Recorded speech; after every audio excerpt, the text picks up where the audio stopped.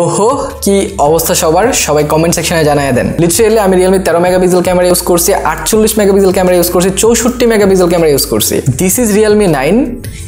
এইটাতে 108 megapixel camera দেওয়া আছে এন্ড সিরিয়াসলি এইটা অনেক ক্রেজি। এটার ক্যামেরা টেস্ট তো আমরা করেছি, এছাড়াও এটার পারফরমেন্স টেস্ট করেছি, আন্তত বেঞ্চমার্ক রান করেছি এবং সব টেস্ট করে গেমারদের জন্য এবং যারা একটা বেসিক ফোন খুঁজছেন এই বাজেটে তাদের জন্য কি ফোনটা ভালো হবে কিনা সেটাই জানানোর চেষ্টা করেছি। সো যারা নতুন রয়েছেন চ্যানেলটি সাবস্ক্রাইব করেন এবং লাইক দিয়ে দেন। কারণ প্রথমেই design and build quality. Design এটা অনেক সিম্পল একটা ডিজাইন, এটার পিছনে তেমন কোনো প্যাটার্ন করা নেই, জাস্ট একটা সলিড ম্যাট ফিনিশিং দেওয়ার চেষ্টা করেছে তারা।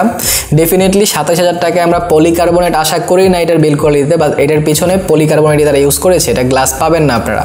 ফুল বডিটা প্লাস্টিকের, এটা হতাশাজনক এই বাজেটে, বাট ডেফিনেটলি বডিটা আমি সহ্য করতে পারলেও এখানে পলিকার্বনেটটা আমি অবশ্যই আশা করিনি। কিন্তু ডিজাইনের কথা বললে আমার কাছে ডিজাইনটা খুবই পছন্দ হয়েছে এবং এই কালারটা তো ডেফিনেটলি। সবচেয়ে বড় ব্যাপার Realme 8 এর যে ক্যামেরা মডিউলটা ছিল সেটা অনেকের কাছে পছন্দ ছিল না, ইভেন আমার কাছে পছন্দ ছিল না। তারা ক্যামেরা মডিউলটা চেঞ্জ করেছে এবং এইটা কিন্তু অনেক ভালো দেখায়। সো এরপর পোর্টস এন্ড বাটন। নিচের দিকে আপনারা একটা স্পিকার গ্রিল পেয়ে যাচ্ছেন, একটা মাইক্রোফোন পেয়ে যাচ্ছেন, একটা USB Type-C পোর্ট পেয়ে যাচ্ছেন অ্যান্ড একটা headphone jack. And headphone jack অনেক ইম্পর্টেন্ট। রাইট সাইডে আপনারা পাওয়ার বাটন পেয়ে যাচ্ছেন, পাওয়ার বাটনের পজিশনটা আমার কাছে ঠিকঠাক মনে হয়েছে। এবং লেফট সাইডে আপনারা পেয়ে যাচ্ছেন volume rocker and complete SIM tray, যেখানে দুটো সিম কার্ডের পাশাপাশি একটা মেমোরি কার্ড ইউজ করতে পারবেন। অ্যান্ড এই বাজেটেও ফুল ফ্লেশ একটা কমপ্লিট সিম ট্রে আমি ডেফিনেটলি অ্যাপ্রিসিয়েট করি। এবং তার চেয়েও বেশি অ্যাপ্রিসিয়েট করি গাজীপুর চৌরাস্তা শাপলা ম্যানশনের মোবাইল হাট শোরুম থেকে, যারা এই ফোনটা আমাদের কাছে পাঠিয়েছে। Realme এই ফোন সহ Realme সব ধরনের অফিসিয়াল ফোন তাদের কাছে পেয়ে যাবেন। স্ক্রিনে দেখানো নাম্বার এবং ডিসক্রিপশনের নাম্বারে কল দিয়ে দেখেন। মোবাইল বাড়ি করতে ইউজ করলে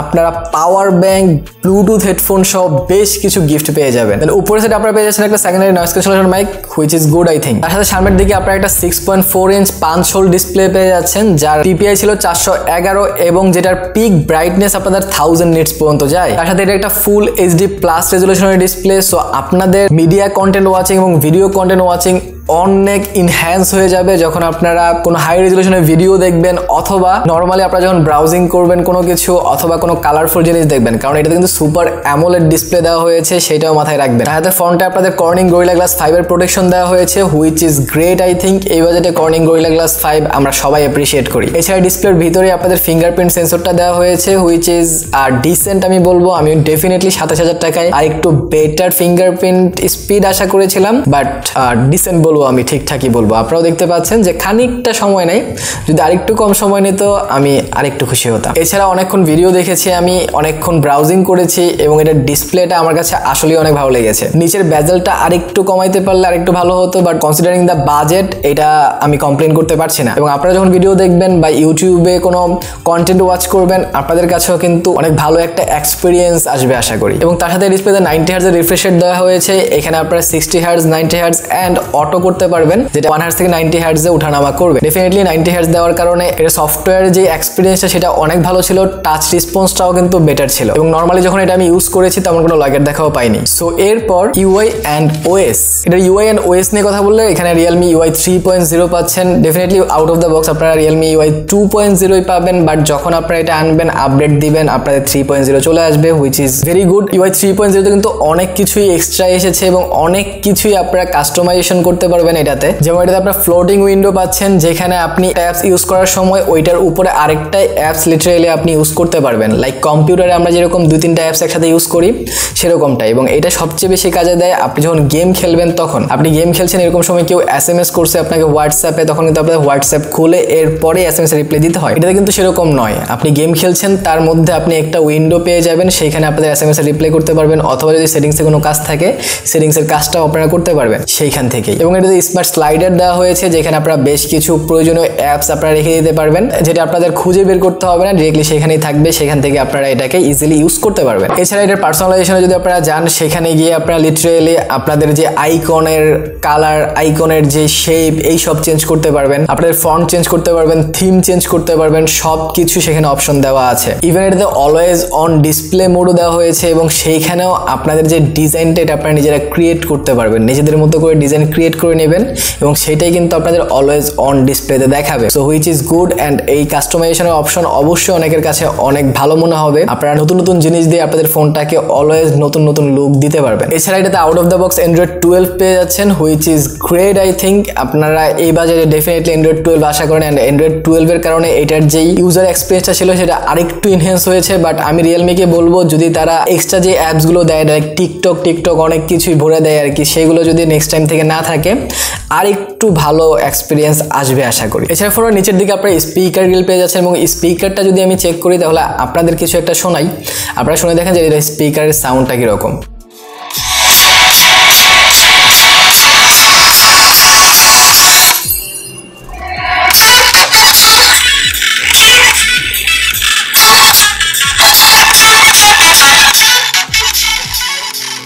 ডেফিনেটলি আমার কাছে সাউন্ডটা অনেকটাই লাউড মনে হয়েছে এবং সাউন্ডের যে কোয়ালিটিটা এইটা অনেক ইমপ্রুভড মনে হয়েছে, কিন্তু আরেকটু লাউডনেস আমি আশা করেছিলাম, হয়তো আরেকটু লাউড তারা দেয়নি, তার কারণে হচ্ছে তাহলে হয়তো ভয়েস বা সাউন্ডটা ডিস্ট্র্যাকশন চলে আসবে। দ্যাটস ওয়াই তারা একটা লিমিট রেখেছে এবং সেই লিমিটে যদি আপনারা যা কিছুই শোনেন না কেন আপনাদের যেই বিট বলেন বা যেই ভোকাল বলেন এগুলো কিন্তু খুব স্পষ্ট ছিল, which is good I think. So এরপর আমরা কথা বলবো ক্যামেরা। 108 মেগাপিক্সেল ক্যামেরা দেওয়া হয়েছে পিছনের মেইন সেন্সর, তার সাথে 8 megapixel ultra wide and 2 megapixel macro. Yes, পিছনটা ঠিক এইভাবেই সাজানো হয়েছে আর ফ্রন্টে আপনারা 16 মেগাপিক্সেল ক্যামেরা পেয়ে যাচ্ছেন, which is also good. 108 megapixel দিয়ে আমি বেশ কিছু ছবি তুলেছি, বাট এত ছবি আপনি নিজেও তুলবেন না 108 মেগাপিক্সেল দিয়ে, কারণ 108 মেগাপিক্সেলের ছবি তুললে আপনার একটা ছবির সাইজ লিটারালি 13 থেকে 15 এমবি চলে আসে এবং আপনার অবশ্যই একটা ছবি 13-15 এমবি আসলে আপনারা এত ছবি তুলতে পারবেন না এবং এত যে ভালো ছবি আসে তা না, বাট জুম করলে আপনারা অনেক দূর পর্যন্ত ডিটেল দেখতে পারবেন। এটাই হচ্ছে 108 মেগাপিক্সেলের মেন কাজ আর কি। But there is a twist, এটাতে যে সেন্সরটা ইউজ করা হয়েছে সেটা অনেক ভালো সেন্সর, যার কারণে আপনারা যদি এই ক্যামেরার নর্মাল মোড দিয়ে ছবি তোলেন সেটা কিন্তু অনেক ভালো আসছিল। আমি বেশ কিছু ছবি আপনাদের সামনে দিয়ে দিচ্ছি, আপনারা নিজেরাই দেখেন অ্যান্ড ডিসাইড করে নেন, কিন্তু আমার কাছে পার্সোনালি ছবিগুলো কিন্তু অনেক ভালো লেগেছে। আমি এছাড়া Realme 8 দিয়েও কিন্তু ছবি তুলেছি এবং অন্যান্য যে ক্যামেরাগুলো দিয়ে এই বাজেটের সেগুলোতে কিন্তু অনেকটাই কম কালার শো করছিল এবং অনেকটাই কম ব্রাইটনেস শো করছিল, যেই প্রবলেমটা এটাতে ছিল না। এটাতে কিন্তু অনেক ভালো ব্রাইটনেস এবং ডিটেল ধরে রেখে ছবিগুলো তুলছিল, এতটা ওয়াশড আউট লাগছিল না ছবিগুলো, কালারগুলো অনেক পাঞ্চি ছিল। ডেফিনেটলি এইটা অ্যামোলেড স্ক্রিন দেখতে আরেকটু ভালো লাগে। সো ডেফিনেটলি ক্যামেরা দিক থেকে যদি বলি এই বাজেটে ক্যামেরা নিয়ে আপনারা অবশ্যই সন্তুষ্ট হবেন। তার সাথে 8 মেগাপিক্সেল আলট্রা ওয়াইড দিয়ে কিন্তু বেশ কিছু ভালো ছবি ক্যাপচার করা যায় এবং আলট্রা ওয়াইডের ছবিগুলো আমি দিয়ে দিচ্ছি, আপনারা অবশ্যই দেখে নিতে পারেন। 2 মেগাপিক্সেল ম্যাক্রো আমার কাছে এতটা ইউজফুল মনে হয় না, এখানে 5 মেগাপিক্সেল দিলে হয়তো আরেকটু ভালো হতো, বাট এইখানে 2 মেগাপিক্সেল দিয়ে যদি আপনি অনেক ক্রিয়েটিভ হন তাহলে হয়তো বেশ কিছু ভালো ছবি তুলতে পারবেন। তারপর আমি কিছু ছবি আপনাদের দিয়ে দিচ্ছি, আপনারা সেটাও দেখে নিতে পারেন। এবং ফ্রন্টের 16 মেগাপিক্সেল ক্যামেরা দিয়ে সেলফি মোটামুটি ভালোই আসছিল, ডিটেইল মোটামুটি ভালো ধরে রাখে, একটু যদিও চেহারাটাকে সফট করে দিচ্ছিল, তারপরও আমার মনে হয় যে ছবিগুলো খারাপ হচ্ছিল না, ভালো লাগছিল। সো ক্যামেরা নিয়ে আপনাদের এতটা প্রবলেম হবে না, ক্যামেরা নিয়ে ডেফিনেটলি আপনারা অনেক হ্যাপি থাকবেন। বাট এই ক্যামেরার ভিতরে আমি আরো কিছু ইন্টারেস্টিং জিনিস দেখেছি, যেমন এইটার মধ্যে আপনারা ভিডিও যখন করবেন ভিডিও কোয়ালিটি অনেক ভালো ছিল। আপনাদের আমি ভিডিও কোয়ালিটি দিয়ে দিচ্ছি, আপনারা নিজেরা দেখে নিতে পারেন যেটা আসলে ভিডিওটা কিরকম হচ্ছিল। এটার যে স্টেবিলিটিটা ওইটাও আমি মোটামুটি বলবো, ডেফিনেটলি এখানে ওআইএস নাই, এত ভালো স্টেবল ফুটেজ আপনারা পাবেন না, বাট ডেফিনেটলি এটা খারাপ ছিল না। তাহলে দেখেন আপনারা মুভি মুড পেয়ে যাচ্ছেন, আপনারা এটা দিয়ে মুভির মতো করে শুট করতে পারবেন। যখন আপনারা মুভি মোডে যাবেন ডেফিনেটলি অনেক কিছুই আপনাদের চেঞ্জ করে দিবে, নর্মাল মোডের মতো না। আপনাদের শাটার স্পিড বলেন, আপনাদের শাটার কাউন্ট বলেন, এই সব কিছু তারা চেঞ্জ করবে, এক্সপোজার চেঞ্জ করবে। এটা হচ্ছে একটা মুভিতে আপনারা যেরকম দেখতে পান ঠিক সেরকমের একটা সেটিংস আপনাদের সামনে এনে দিবে আর কি, হুইচ ইজ গুড, আমার কাছে পার্সোনালি পছন্দ হয়েছে। এছাড়া আপনার professional mode, slow motion, text scanner এই সব কিছুই কিন্তু এটার ক্যামেরাতে পেয়ে যাচ্ছেন। সো ক্যামেরা দিক থেকে কিন্তু এটা আসলেই অনেক ভালো। সো এরপর পারফরমেন্স, সবচেয়ে ডিসঅ্যাপয়েন্টিং সেকশনই হচ্ছে এটার পারফরমেন্স সেকশন। সিরিয়াসলি 27,000 টাকায় স্ন্যাপড্রাগন 684G, ডেফিনেটলি এটা একটা ভালো প্রসেসর, বাট সেম প্রসেসর আপনার Realme 9A পেয়ে যাচ্ছেন যেটা 19,500 টাকা। রিসেন্টলি ওটার প্রাইস বেড়েছে, এটা 21,500 টাকা হয়েছে, বাট তারপর আমি বলবো যে এইটার যে প্রসেসর সেটা 22-23 টাকারই প্রসেসর, এটাকে 27,000 টাকায় ডেফিনেটলি একটু বেশি মনে হয়।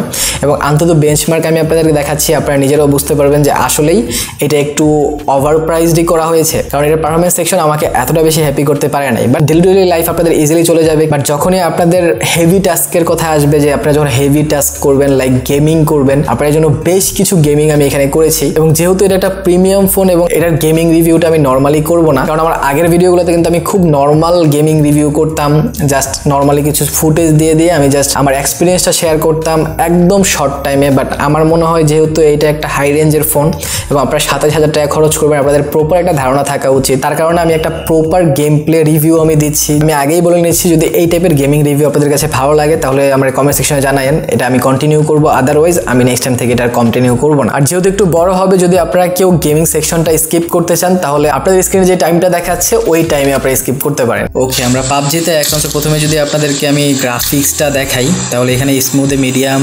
পর্যন্ত আমাকে দেখাচ্ছে। আর সর্বোচ্চ আমি এখানে সিরিয়াসলি ব্যালেন্সের বেশি যেতে পারছি না। অবশ্যই এখানে অন্তত এইচডি পর্যন্ত যাওয়া উচিত। এখানে স্ন্যাপড্রাগন 680 দেওয়া, আর কি বলবো। সো এটাতে আপনারা সর্বোচ্চ ব্যালেন্স গ্রাফিক্সে খেলতে পারবেন স্মুথ প্লাস হাইতে। সো আমরা এখন নেমে গেছি। বাহ, স্কার্ল পেয়ে গেছি। আয়, কে আসবি? সব মেরে আজকে তক্তা বানিয়ে ফেলবো। এই গ্লাসগুলো ভাঙতে না আমার কাছে অনেক মজা লাগে। আবার গ্লাস ভাঙি। বাহ, এখন এনিমি মারতে হবে, এনিমি খুঁজতে যাই। বট ফায়ার যদি কেউ পায়। আরে ভাই, বট ফায়ারেও তো কেউ আসতেছে না। গেম প্লে কিন্তু খারাপ না, যদি আমি বলি গেম প্লে তো আমার কাছে ভালোই মনে হচ্ছে, কিন্তু ডেফিনেটলি গ্রাফিক্স কোয়ালিটি এতটা বেটার না। ব্যালেন্সে খেলতেছি আমি, ব্যালেন্সের চেয়ে ভালো আর কি হবে বলেন। আর এখানে ব্যালেন্সের উপরে সাপোর্টও করতেছে না, তার উপরে আমি স্মুথে খেলতেছি, একদম ব্যালেন্সেরও নিচে খেলতেছি। আপনাদের আরেকবার দেখাই গ্রাফিক্স সেটিংসটা, একদম স্মুথে হাই পর্যন্ত যায়। ব্যালেন্সে দিলে তো মিডিয়াম পর্যন্তই সর্বোচ্চ থাকে। অনেক খোঁজাখুঁজির পর আমি ব্যর্থ এনিমি খুঁজে পেতে, তাই আপনাদেরকে মারামারি দেখাতে পারছি না, কিন্তু গোলাগুলি তো ডেফিনেটলি দেখাইতে পারবো আমি। দেখছেন আমার এইম, দেখছেন কি জোস এইম। ওয়েট, দেখছেন কি জোস এইম, দেখছেন আমার। ওয়াও, আর একটু দেখাই। বাহ, দেখেন এই যে এইখান থেকে যে ঘরটা দেখা যাচ্ছে না, এই ফাঁকাটা, এই ফাঁকার মধ্যে মারবো আমি। হ্যাঁ, সবগুলো এই ফাঁকাতে মারবো। এই ফাঁকাতে ওপস, একটাও ফাঁকাতে যায় না। এটা কোনো ব্যাপার না, মাঝে মধ্যে এরকম হয়ে যায়।